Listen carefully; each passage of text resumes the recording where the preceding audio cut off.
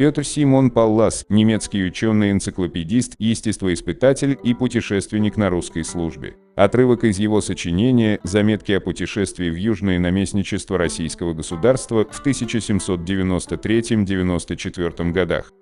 На Кавказе живет некий народ, который совершенно отличается от других кавказских народов по языку, облику и чертам лица. Их самоназвание Ламур, означающие «жители гор». Другие называют их галгаями или ингушами. Их ближайшими родственниками по языку и крови являются чеченцы, которых они называют начка. Я имел возможность видеть двоих представителей этой нации в русском лагере на Баксане. Представление об облике и вооружении этого полудикого народа дает таблица. Их произношение позволяет нам предположить, что во время разговора их рот набит камнями. Как нам говорили, это честнейшие и храбрейшие люди, борющиеся за свою независимость, подчиняющиеся только своим старейшинам или жрецам, совершающим религиозные жертвоприношения. Это единственный народ Кавказа, у которого сохранился щит как часть вооружения. Эти щиты изготовлены из дерева, покрытого кожей, и охвачены железными обручами овальной формы. Короткая сучковатая пика, являющаяся частью их вооружения, служит не только для обороны, но и в качестве подпорки для ружья, которые кладут между рогатками этой пики, укрепляя ее конец в земле, что дает возможность более точно стрелять в цель. Ингуши отличные стрелки, но мало занимаются земледелием или скотоводством и, следовательно, живут далеко не богато. Они обитают в истоках Кумбелея и Сунжи, до высоких гор на восточном берегу Терека, где они граничат с осетами. Карабулаки происходят именно от них. Они граничат с ингушами на западе, с чеченцами на востоке. Три племени говорят почти на одном языке, причем он не имеет аналогии с каким-либо другим диалектом, кроме тушетского, первое сведение о котором мы поместили в универсальном словаре императрицы Екатерины II. У рассудительного Гюльденштета это племя именовалось мисджегами или кистами, которых считал остатками истинных алан.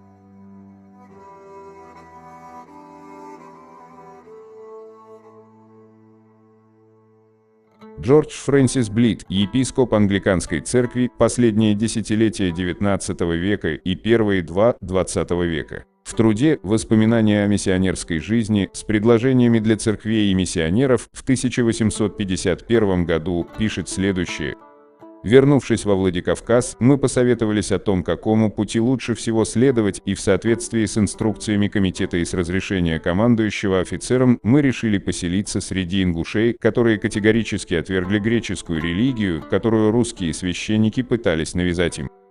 Мы выяснили, что ингуши были горным племенем, часть которого населяла некоторые горные крепости и своей доблестью и положением не поддавались подходу русских войск. Примерно на полпути между местом нашего назначения и фортом, которого мы оставили, был указан небольшой конический холм, который некогда был оккупирован полком русских солдат во время войны с ингушами. Говорят, что несколько горцев разработали план нападения на гарнизон ночью. Заставшие врасплох стражи были убиты ими. Они вырубали все, что попадется у них на пути в темноте, и приводили в замешательство солдат, которые поворачивали оружие друг против друга. Утром не было никого, кто мог бы рассказать о катастрофе, которая постигла их, и это место представляло собой неописуемое опустошение и бойню. Подобные смелые подвиги внушали русским трепет и страх перед их доблестью. Туземцы, населявшие окрестные деревни, жили земледелием, в котором женщины несли свою долю труда помимо выполнения своих домашних обязанностей. У тех, кто был богатым, было 3 или 4 жены, старшая из которых обычно была главой, а одна из младших жен часто была фаворитом ее господина. Подарок отцу дал тот, кто стал мужем его дочери, иногда в размере 15 или 20 голов крупного рогатого скота, в зависимости от ранга семьи или красоты ее лица. Я не слышал ни об одном случае попытки соблазнения или бесчестной связи, кроме одного, совершенного русским офицером, который сильно пострадал за свое преступление. Таково было чувство унижения, которое переживала пострадавшая семья, что отец или брат воспользовался первой возможностью лишить соблазнителя жизни и полностью предотвратил повторение подобных проступок. Женщины содержали свои дома в чистоте и порядке, часто занимались ткачеством своей одежды или одежды мужа, были целомудренны и сдержаны в своем поведении и, насколько я могу судить, жили счастливо в своих семейных кругах, возможно, за исключением многоженцев. Благородные чувства и высокий тон морали, если мы можем назвать это тем именем, которое преобладало среди них, тем более удивительно, когда принимается во внимание их полное незнание всего, что касается религии. Их язык никогда не сводился к письму. Они знали, что единый Бог существует, но не практиковали никакой формы поклонения и не возносили Ему молитвы. Несмотря на кровавую черту характера, ингуши – благородная раса людей. Они часто напоминали мне шотландских горцев. Их любовь к свободе врожденная. Они предпочли бы смерть рабству и довольствуются своим тяжелым образом жизни.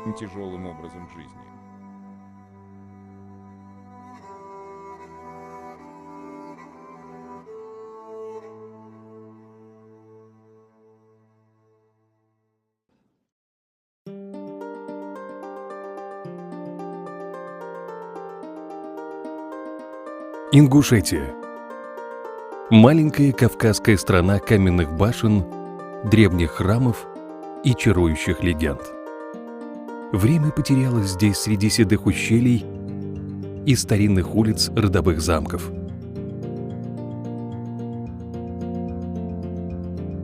Знаменитые боевые башни Ингушетии, символ силы и независимости ингушских фамилий, стоят здесь повсюду, как немые стражи ее истории. Строгие, суровые, похожие на полных достоинства кавказских горцев в папахах. В 1814 году в сборнике «Сокровищницы Востока» Йозефа фон Хаммер-Пургшталя была напечатана небольшая часть труда двух немецких авторов – Морица фон Энгельгарта и Фридриха Паррота под названием «Посещение Энгельгартом страны Галга-Ингушей». Начиналось описание путешествия в Ингушетию в русской военной крепости Владикавказ, где немцы оказались в 1811 году во время своего путешествия по Крыму и Кавказу. Путешественники захотели своими глазами увидеть описанный их соотечественниками Гюльденштеттом и Палласом ингушский храм Тхаба-Ярт, находящийся в самом центре горной Ингушетии. Комендант крепости генерал Дель Поце просит нескольких ингушских старшин из равнинной Назрани, за год до этого заключивших с ним мирный договор, проводить немцев в горную часть Ингушетии, все еще враждебную Российской империи. Но старшины отказали ему, мотивируя свой ответ тем, что не могут обещать их безопасное возвращение. Несмотря на почет, в котором находятся старшины у своих родственников и друзей в Галга, они все же долго отказывались браться за охрану, пока обещанное вознаграждение деньгами и подарками не превысило опасения за нашу безопасность. И они согласились при условии, что только один из нас может сделать путешествие, и тот должен быть одет и вооружен как ингуш.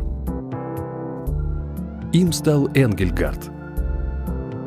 И 12 сентября 1811 года они отправились в Джейрах. Путь лежал через Тарскую долину Ингушетии, современный пригородный район. Войдя в Васинское ущелье, по тропе, ведущей в Цорх, они двинулись вверх по ущелью к Таргиму.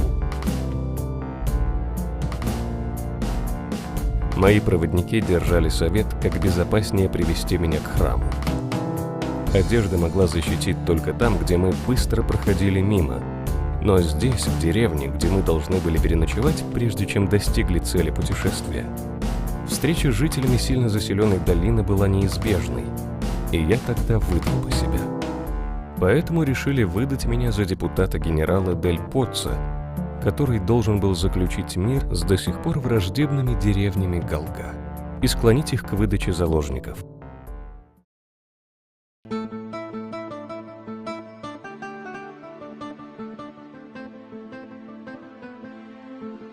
Ингушские деревни издали напоминают маленькие города, писал Энгельгард.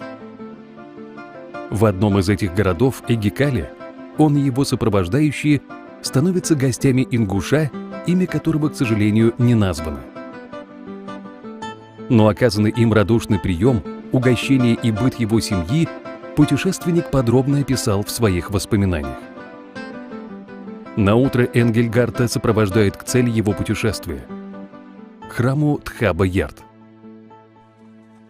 Сразу после этого их маленькая группа держит обратный путь в крепость Владикавказ, во время которого путешественнику были навеяны эти строки.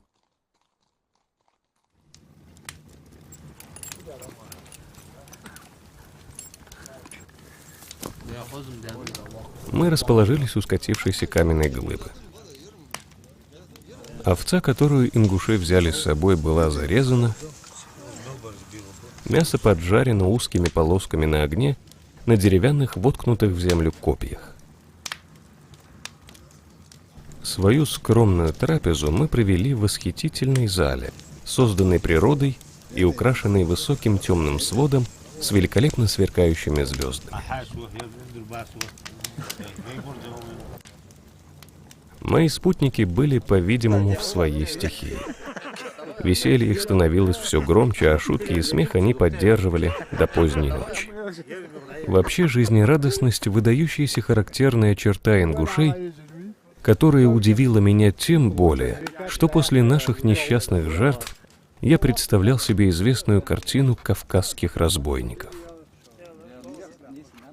Люди, едва объединенные в народ кровными узами и общим языком, которые в совершенной свободе используют силу тренированной руки, чтобы добиться желаемого, и которые в такой свободе находят свое счастье. Где мы найдем такое на нашем континенте, кроме Кавказа? Я с радостью сменил мрачное представление о его жителях на более доброжелательное.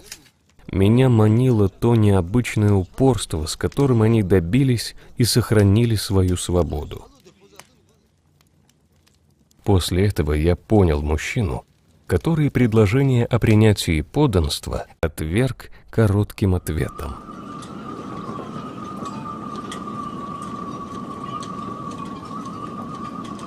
Над своей шапкой я вижу только небо.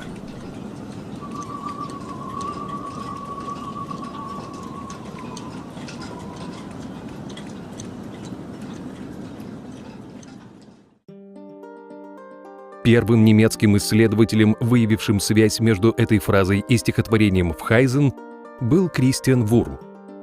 В 1834 году в своем труде «Комментарий к западно-восточному дивану» он пишет: «Диван. Стихотворение Вхайзен. Из путешествия Энгельгарта в страну Галга-Ингушей. Том 4, страница 36. Мужчина, который однажды отверг предложение о покорности коротким ответом. Над своей шапкой он видит только небо». Йозеф Кюршнер. Немецкая национальная литература. 1882 год. Первое изречение основано на упомянутых словах в «Сокровищнице», которыми Галга-Ингуш на Кавказе отклонил предложение покориться. «Над своей шапкой я вижу только небо». Дитер Борхмайер, Иоганн Вольфганг фон Гёте. Полные работы, письма, дневники и беседы. 1994 год. Данное стихотворение написано пятистопным хореем и имеет парную женскую рифму. Толчком к содержанию послужило сообщение о поездке на Кавказ на лошадях, опубликованное в «Сокровищнице Востока» под названием «Посещение Энгельгартом Галгай-Ингушей», в котором описывается любовь к свободе и вольности. И сообщается о мужчине, который предложение о покорности отверг коротким ответом. Над своей шапкой он видит только небо. Мартин Мозебах. Страна поэзии. 2012 год. В Хамеровской сокровищнице изображается мужчина из племени Галгай-Ингушей, маленького кавказского народа, который, любя свободу, отвергает требования к покорности. И его нужно отпустить скакать дальше, так как над своей шапкой он видит только небо. Гёте делает из ответа мужчины маленькое стихотворение «Фхайзен», тут же в первой книге «Дивана». Слово «шапка», с которой связывается специфическое очарование этого маленького стихотворения, дает мальчишескую свежесть, игривую радость, а также фантазию. Он не галга-ингуш более, а каждый, кто уже пустился ночью в путь и оставил позади себя свою прошлую жизнь.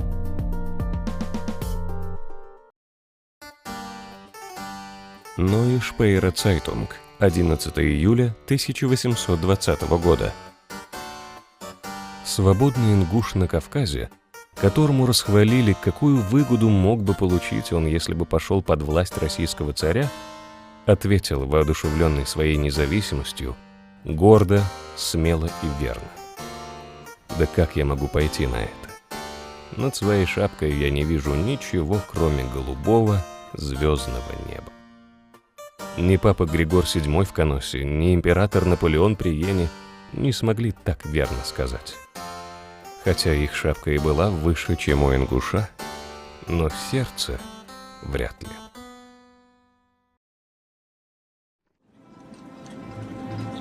Lasst mich nur auf meinem Sattel gelten. Bleibt in euren Hütten, euren Zelten. Und ich reite froh in alle Ferne. Über meiner Mütze nur die Sterne.